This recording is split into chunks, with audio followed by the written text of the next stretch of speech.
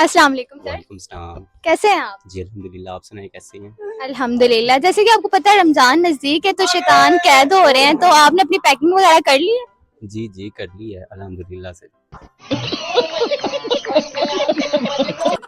मैं एक बात कर रही, समझ गए आप? जी समझ गए। अच्छा, शैतान है आप? नहीं। वो तो पता चल ही रहा है। लड़कियों के नंबर वगैरह ब्लॉक कर दिए कि रमजान में करने हैं। मेरे पास मोबाइल ही नहीं है।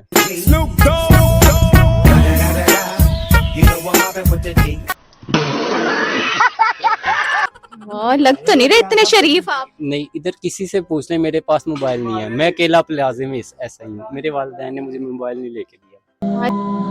अल्हम्दुलिल्लाह, अल्हम्दुलिल्लाह, अल्हम्दुलिल्लाह। माशाल्लाह, लग तो नहीं रहे शरीफ। चलिए कोई मसला नहीं। अच्छा, और बस अब बातों को साइड पे रखें, ये बताएं रमजान की तैयारियां कैसी चल रही हैं? बहुत अच्छी चल रही है माशाल्लाह से।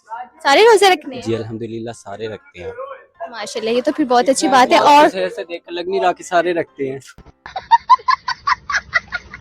सेहत ही माशाल्लाह ऐसी। मुझे भी यही लग रहा था। और कुछ कहना चाहें?